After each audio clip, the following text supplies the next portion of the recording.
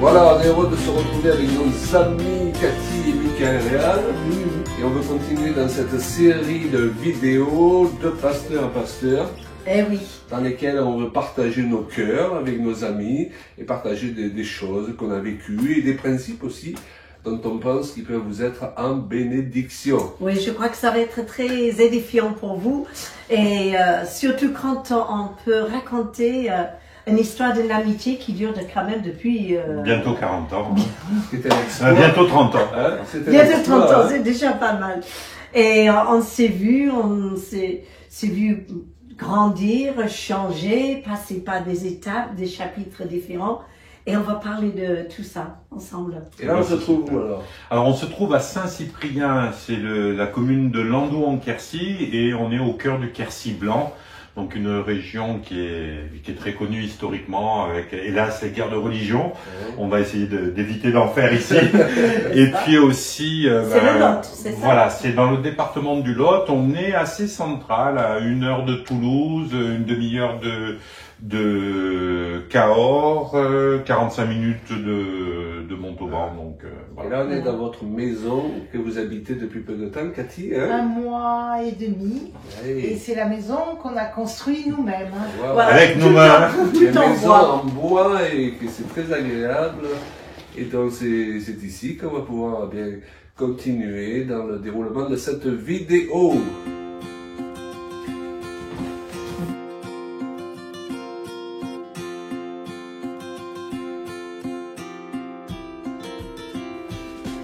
Alors Michael, le thème qu'on aborde aujourd'hui, parce que c'est difficile avec vous d'aborder notre thème, eh bien c'est celui d'être missionnaire. Ben oui, hein. Des missionnaires qui se posent, mais qui se sont posés dernièrement, mais c'est pas pour arrêter, n'est-ce pas, de rayonner, non, loin de là.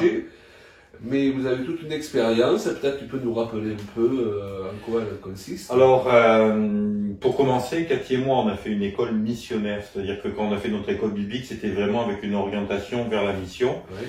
Et ça a toujours été notre cœur et notre désir. Hein. C'est vraiment quelque chose que Dieu nous a donné avant même que nous soyons chrétiens. Moi, j'avais fait le tour du monde, j'avais pas encore 20 ans, et pendant un certain temps, j'ai dû abandonner ma passion des voyages, mais Dieu me l'a rendu en me permettant d'être missionnaire.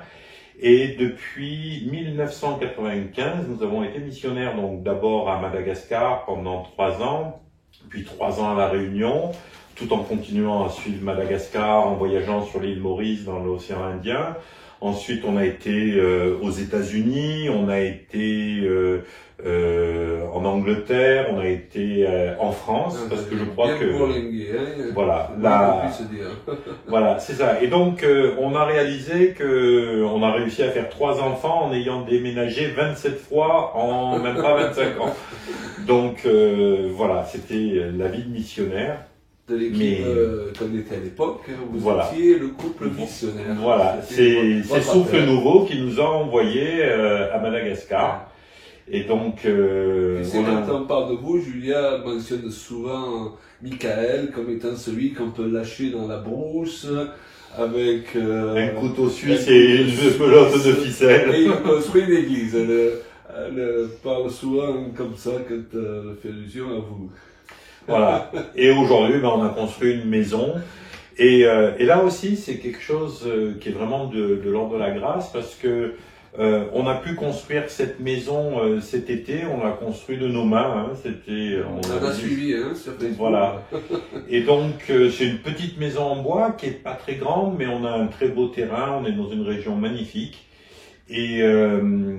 Et voilà, on vient de terminer cette année sabbatique dans laquelle on a pris le temps d'écrire un livre. J'ai écrit un nouveau bouquin, et puis on a construit cette maison, on s'est installé. Et ça nous permet d'avoir un ancrage, d'être missionnaire tout en ayant en même temps un ancrage, un lieu où on peut revenir, ce qui n'a pas été le cas pendant les 25 dernières années. C'est important d'avoir un chez soi. Hein. Exactement. C'est ce qu'on a vécu avec Julia il y a à peu près 12 ans maintenant, où après avoir servi Dieu pendant des années, beaucoup voyagé, à un moment donné, on peut atterrir chaque fois qu'on part lors d'un week-end pour toute une période pour exercer le ministère, mais on atterrit là dans notre homme de paix, et puis on peut se renouveler, puis passer du temps à écrire. On n'a pas toujours le temps d'écrire lorsqu'on est en voyage. Je sais que, comme moi, tu écris des livres. Et on a vraiment à cœur de semer la parole de Dieu sous diverses formes à travers nos voyages, parce qu'on aime l'Église, on aime les gens, on aime les pasteurs, et on est là pour les aider à se fortifier. Exactement. Et ce qu'on peut acquérir nous-mêmes dans ces temps de paix où on se retrouve chez nous, eh bien, on veut le communiquer ensuite. Et puis, quelque chose d'important aussi, que ce soit toi ou moi, on a vécu la position du pasteur, la position de l'évangéliste, la position apostolique envoyée. On a vécu toutes ces choses. Le bon et le mauvais. Hein. Le bon et le mauvais, exactement. Et aujourd'hui, c'est quand même assez intéressant d'être en mesure de partager cette expérience, parce que chaque expérience est unique. Hein, et souvent, on a vu dans le corps de Christ une difficulté à transmettre l'expérience. C'est comme si que notre génération de ministère, on a été obligé de réinventer la roue pour pouvoir rentrer dans le ministère, parce qu'il y avait pas ce lien de génération de ministère. Souvent, on a trouvé nos pères spirituels dans des livres. Exactement, exactement. Et aujourd'hui, eh ben, on aimerait bien pouvoir faire partager, en particulier à tous ces jeunes ministères qui se lèvent, jeunes ou moins jeunes d'ailleurs, et faire partager cette expérience, se mettre quelque part au service de gens avec notre expérience. Alors, je sais que c'est toujours un peu compliqué, mais je pense que c'est vraiment le cœur de Dieu en tant que Père, que des pères se lèvent pour pouvoir partager et aider une nouvelle génération à se lever. Ouais. Et nous, on le voit avec beaucoup de pasteurs qui nous reçoivent. C'est rassurant pour eux de recevoir des ministères itinérants qui ont une expérience pastorale. Parce que tu sais, tu as parfois des personnes qui visitent les églises et qui n'ont aucune expérience dans ce domaine-là, et ils veulent finalement enseigner le pasteur, lui expliquer comment diriger son église, alors qu'ils ne connaissent pas la réalité de ce terrain. La réalité de ce terrain, parce que il y a un côté très glorieux. Merci Seigneur pour l'appel qui est sur nos vies. Les pasteurs, l'appel de pasteur, c'est glorieux, mais il y a aussi toute cette partie, n'est-ce pas, qui est beaucoup moins glorieuse, et nous avons tous besoin d'exercer le ministère avec compassion à l'égard des pasteurs que nous visitons, pour les encourager, non pas pour leur casser leur travail le temps d'un week-end, et après ça leur prend 6 mois pour recoller les morceaux. Mais je crois que c'est ce que Paul dit quand il nous explique que je peux avoir toute la connaissance, toute l'expérience, toutes les prophéties du monde, si je n'ai pas l'amour, c'est-à-dire si j'ai pas la compassion, si j'ai pas le respect, si j'ai pas une vision bienveillante à l'égard du travail de l'Église que je visite, je suis un gong qui résonne, et hélas on a vu beaucoup de gongs résonner dans les années. Et puis parfois, lorsqu'on était plus jeune, on a été des gongs qui n'a pas toujours été le zèle intelligent, pour reprendre l'expression de l'apôtre Paul. Parfois, on a été des gongs qui avaient raisonné pour faire du bruit un peu pour rien, ou pour satisfaire notre propre ego. Et on le disait ce matin en buvant un café ensemble, n'est-ce pas? Eh ben, il y a des choses, c'est avec le temps que ça vient, une certaine sagesse qui vient avec le temps, où on est de plus en plus décentré de nous-mêmes pour vraiment s'intéresser aux autres et s'intéresser avant tout à faire la volonté de Dieu. Et c'est ça le ministère, c'est avoir cet état d'esprit de serviteur. Et il y a beaucoup trop de gens aujourd'hui, je pense, qui veulent être dans le ministère pour être servis. Et voilà. Ils confondent ministère et ministar. Oui. Ou superstar. C'est quelqu'un qui disait que l'origine du mot ministère vient de minus. Ce sont plutôt des ministères que nous avons, non pas dans le sens négatif de minus, mais de se faire petit pour mieux servir les autres, au lieu de chercher à faire un étalage de notre grand ministère pour mieux être servi par les autres. C'est un petit peu la façon dont Cathy et moi nous avons entrepris le travail missionnaire d'ailleurs. Quand nous sommes partis à Madagascar, une des premières choses que Dieu nous a dit, c'était que nous serions amenés à former des gens et ensuite à partir. Et je me souviens d'un voisin qui était lui-même missionnaire qui me disait, tu verras, quand tu vas quitter, tout ce que tu auras créé va s'effondrer parce que les gens sont pas capables de continuer ce travail. Et le fait est, c'est que aujourd'hui, l'œuvre à Madagascar, elle est 10 ou 15 fois plus importante que quand je suis parti. Parce que quand nous sommes allés là-bas, nous ne sommes pas allés là-bas pour nous bâtir un empire, mais nous sommes allés là-bas pour former des gens, pour préparer des gens. Et la vision du missionnaire, ça devrait être ça, c'est vraiment de servir dans les nations. Et aujourd'hui, les gens me disent donc tu n'es plus missionnaire. Je dis non, je suis toujours missionnaire parce que d'abord notre pays a besoin d'être servi. Je pense que la France est un terrain missionnaire aujourd'hui. On ne peut pas se targuer d'avoir une grande culture chrétienne. On a peut-être une culture chrétienne, mais on n'a pas beaucoup d'emprise sur notre christianisme. Et aujourd'hui, je crois vraiment que la France est une terre de mission. Et en tant que terre de mission, je me sens tout à fait dans l'appel missionnaire que Dieu m'a donné lorsque je vais visiter des églises à Madagascar ou quand je vais visiter des églises en France ou quand je vais visiter des églises aux États-Unis où nous avons été missionnaires. Simplement le contexte qui change. Exactement. Ouais. Mais la mission, c'est toujours la même, d'amener ce que l'on a à amener avec amour, avec respect, avec compassion. Et sans mépriser, justement, c'est le point qui a soulevé sous une autre forme, les gens qu'on visite en tant que missionnaires. Mais exactement. Au contraire, avec ce désir de leur donner tous les atouts pour qu'ils travaillent eux-mêmes, non pas manipulés, non pas sous contrôle, mais parce qu'on croit en eux comme Dieu croit en eux. Exactement. Donc c'est toute une mentalité. Ah, c'est un plaisir de pouvoir partager sur ce sujet. Et on va laisser la place maintenant à Cathy et Julien.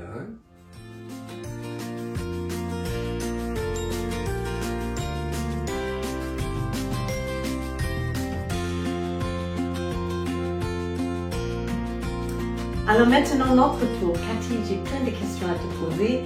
Comment vous avez passé à travers les différentes phases d'être missionnaire à Madagascar avec des enfants bas âge, ensuite de changer autant de fois de lieu de vie et qu'enfin aujourd'hui vous avez un chez vous, c'est pour la première fois. Voilà. Alors, première réponse... peut-être que c'est différent, le fait de partir en mission, d'être dans des pays un peu exotiques ou pas. C'est peut-être, voilà, c'est différent de peut-être la plupart des gens, mais je crois que ce qui est important surtout c'est d'être appelé. Bien sûr, tout le monde ne peut pas faire ça, mais est-ce que nous on aurait été capable de rester à la même place et d'avoir une vie ordinaire, sédentaire, voilà. Oui. Et ben, je pense pas. Je pense que c'est l'appel de Dieu et c'est important de faire ce que Dieu nous demande. Il n'y a pas de meilleur, un appel plus important qu'un autre. Et c'est voilà, je crois que à un moment Dieu nous a créés pour quelque chose. Et ben il faut entrer dedans. Et c'est aussi la grâce de Dieu qui nous accompagne. Moi, j'ai l'habitude de dire, si on ne voit pas la grâce, il faut s'inquiéter. C'est ça. Mais en fait, aujourd'hui encore, si on est passionné pour servir le Seigneur, même si notre vie va être totalement atypique, eh bien, il faut suivre ce que on ressent que le Seigneur nous appelle à faire et il nous fait grâce. Ah oui, toujours. Je pense que voilà, le Seigneur a quelque chose de particulier pour chacun de nous et en effet, il fait grâce. Je pense que c'est ça qu'il faut surtout rechercher plus que ce qu'on fait en tant que chose matérielle. C'est vraiment chercher la grâce de Dieu, c'est important. Et comment les enfants, ils ont vécu tous ces changements? Ah ben, ça c'est une longue histoire, hein. Mais je pense que pour chacun d'eux, ça a été une richesse parce que dès leur plus jeune âge, ils ont appris à connaître des gens qui étaient différents d'eux. Voilà, ils ont appris des langues différentes, voilà, ils ont été confrontés à des cultures différentes, mais peut-être que parfois c'était pas aussi simple parce que ils ont changé souvent d'école, ils ont... voilà, Mais ça aussi, c'est un choix de vie. Moi, je pense que si le couple est déjà uni dans la vision et ils ont choisi tous les deux de faire ce pas, les enfants, c'est pas trop le problème tant que les enfants sont proches et près de leurs parents et qu'ils vivent ça comme une aventure ensemble. Oui, tout à fait, tout à fait. Mais après, je pense que chacun des enfants, avec leur personnalité aussi, peut vivre les choses d'une manière plus ou moins différente. Et puis après, il y a l'âge. C'est clair qu'à l'adolescence, c'est un âge aussi où on a besoin d'avoir un groupe d'amis. Et voilà. C'est pour ça qu'à peu près à cette période, on s'est plutôt calé sur Toulon. On a passé quand même 9 ans. Et ils ont pu finir leur lycée, commencer des études et tout ça. Voilà. Alors cette maison aujourd'hui, mais c'est vrai que vous avez toujours vu avec Claude de relever des tas de défis de vie et de le faire ensemble, parce que c'est toujours unis dans les aventures. Et ça c'est impressionnant. Et aujourd'hui, eh bien, voilà, encore un nouvel chapitre, mais cette fois-ci, c'est pour vous, on peut dire. Oui, en effet, c'est encore une aventure. C'est pour nous, mais c'est pour... je pense que c'est dans la continuité. C'est pas juste on construit une maison et on se pose là et puis on passe à autre chose. Je pense pas, je le vis pas comme ça. J'ai plutôt l'impression que, voilà, on est arrivé là à cette période de vie, mais encore la grâce de Dieu parce qu'on a pu construire cette maison sans dette. Le Seigneur nous a permis de pouvoir faire cela avec au bon moment. Au bon moment et surtout sans avoir à s'endetter. Et je crois que c'était aussi notre objectif. Le Seigneur nous avait dit de ne pas faire de dette depuis déjà 1995 et c'est quelque chose qu'on a absolument tenu de garder dans notre vie comme un objectif important. Et aujourd'hui, on est propriétaire de ce terrain, de cette maison. On y a mis beaucoup d'énergie parce qu'on a construit nous-mêmes cette maison avec des amis précieux qui nous ont donné un coup de main, qui nous ont encouragés. Beaucoup de gens qui ont prié aussi. Et mais tu disais tout à l'heure que tu as passé des jours et des jours sur le toit en train de marteler des clous à travers des plaques. Donc vous êtes investis tous les deux, corps et âme, pour avoir une petite maison dans la prairie. Voilà. Et ça, c'est en soi une mission.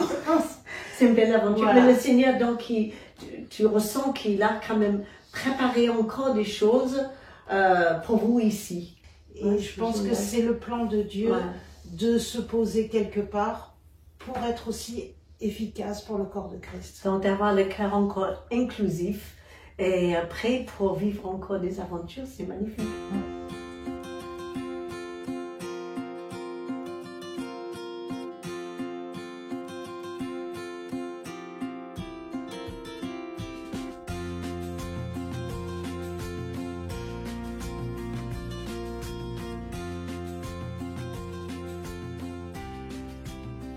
Alors, Michael, en fait, à travers tout ça, qu'est-ce qu'on peut dire pour encourager nos amis?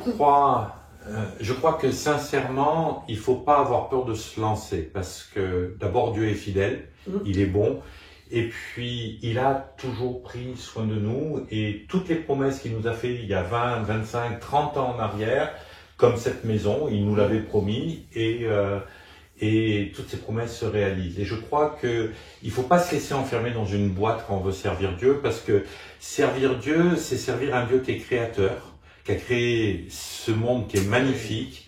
Et aujourd'hui, il n'y a pas une fleur qui est la même, il n'y a pas un arbre qui est le même. On en profite pleinement dans cette nature qui est magnifique. Il n'y a pas de Michael sur Terre. Il n'y a pas de Michael sur Terre. Et je crois que Dieu a un plan spécifique, un appel spécifique pour chacun d'entre nous. Et Il faut y aller. votre objectif, c'est de le trouver, ce plan, et puis de foncer avec Dieu, parce que de toute façon, il est fidèle. Et même si parfois, comme nous, vous prenez des chemins de traverse, il vous ramènera toujours sur la bonne route et il prendra soin de vous. Oui, voilà. Alors aussi, ce qui est super, c'est que vous avez pu recevoir les 3 enfants ici et que vous ne les avez pas vus depuis longtemps. Alors, donc il y a un pied à terre où il peut dire... Voilà. C'est quelque part le lieu où on va pouvoir rassembler la famille. On va pouvoir avoir un endroit qui nous est commun aux 5 et puis aux conjoints de nos enfants. Il faut pousser les murs un petit peu. Voilà, on a la caravane en bas qui reste là. Vous avez vécu combien de temps dans la caravane? On a vécu 7 mois, 6-7 mois, voilà, dans la caravane pendant la construction. Et donc, aujourd'hui, être là, c'est aussi pour nous, quelque part, être proche de nos familles, des parents de Cathy qui sont à 2 heures de route, de ma maman, et je pense que c'est important aussi pour la génération précédente, pour nos parents, qui se sont quand même pas mal inquiétés avec nos pérégrinations internationales. Et le fait de nous savoir de nouveau en France et puis installés, je sais que ça leur a fait beaucoup de bien, donc Dieu est bon. On est très contents. Ça me rappelle ta maman aussi qui nous avait rendu ce témoignage alors qu'elle s'inquiétait au départ, pareil, de nos voyages à droite et à gauche.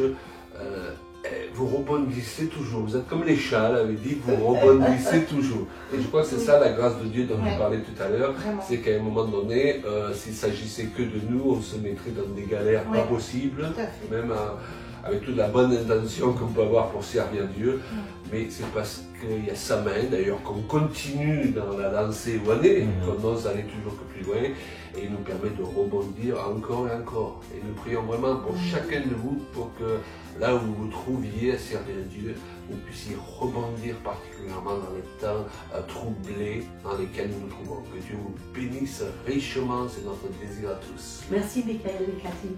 Merci à vous. C'était chouette. Allez, à bientôt.